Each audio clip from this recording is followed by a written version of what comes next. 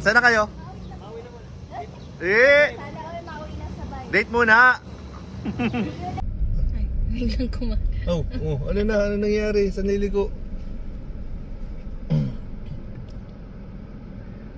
Mga dito ka na mapar.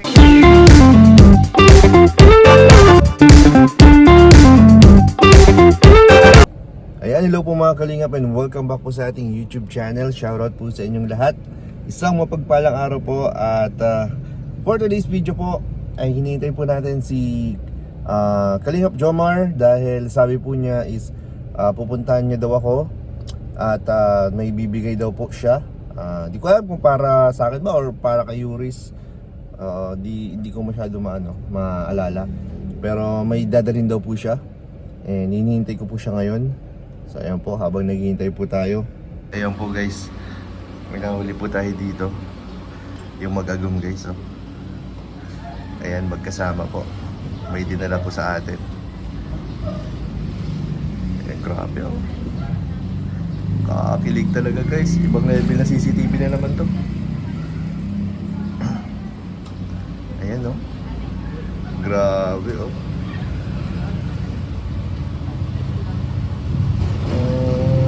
May dinala po sila para kay Yuris pala yung chocolate.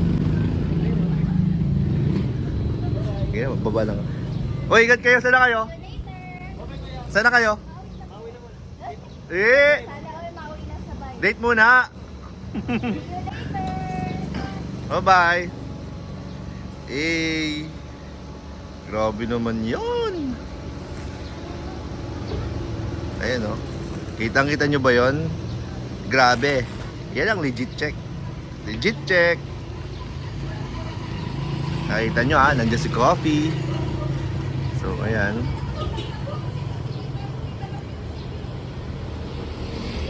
Isang akala ko po, ang dadating po dito ay si si Jomar. May dadalhin siya. Hindi pala si Jomar yung magdadala, si Carla pala.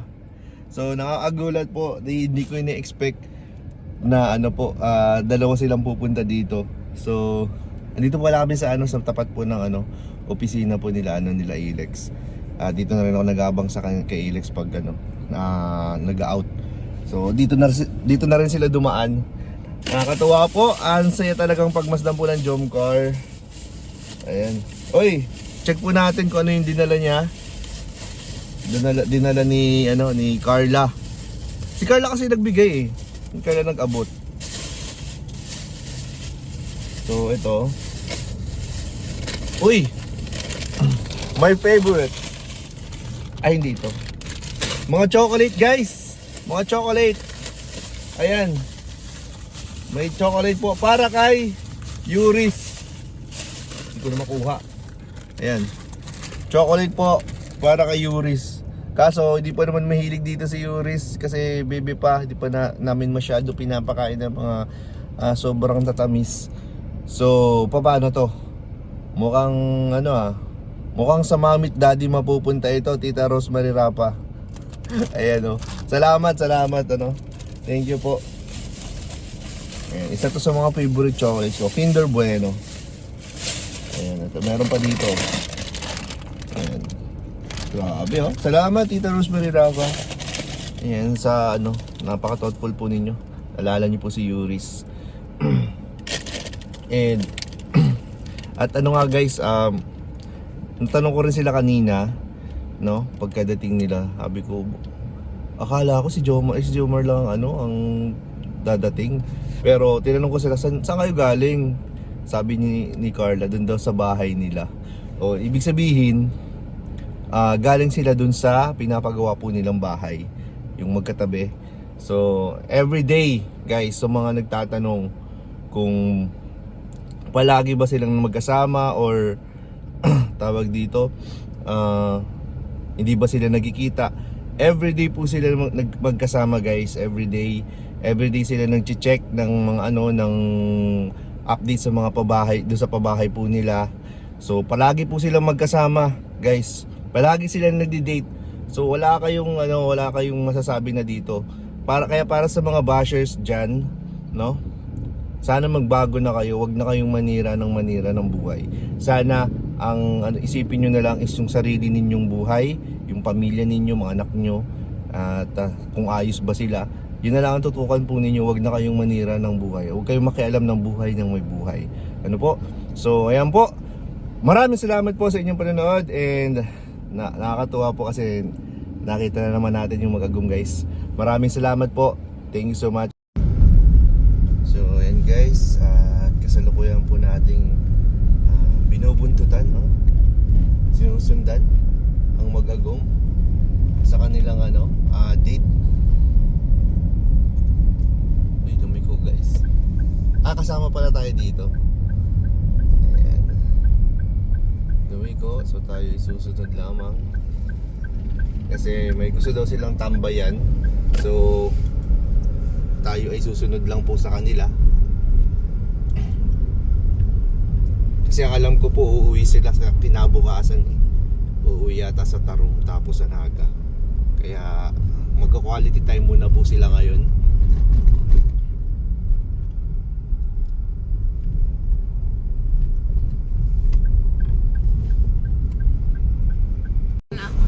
Saan ba matigil? Ano tayo? Kailan Carla?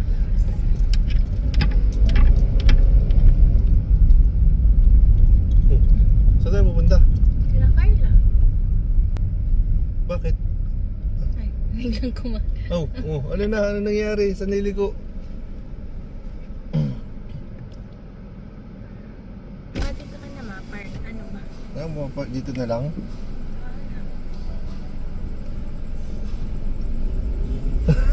Medyo nagkalituhan kung saan apartment. Sabi ko kina Jones, hindi sa apartment ni Carla.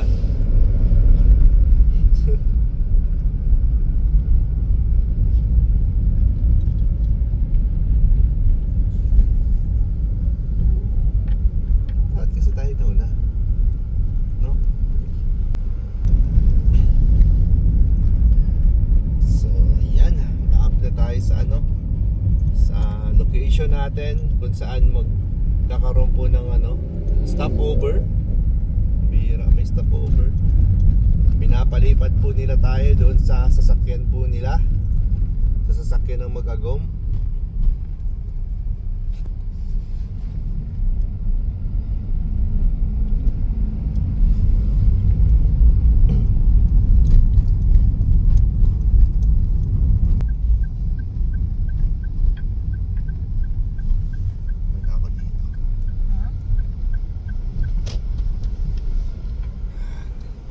So dito na po tayo.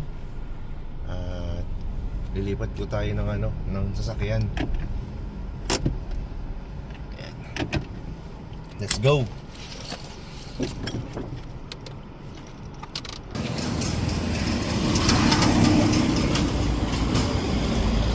Ayan guys, lilipat po tayo ng sasakyan kasi pinapalipat po nila tayo. Para ayaw nilang maraming sasakyan, dapat isa lang. Para nakapagkwentuhan rin siguro.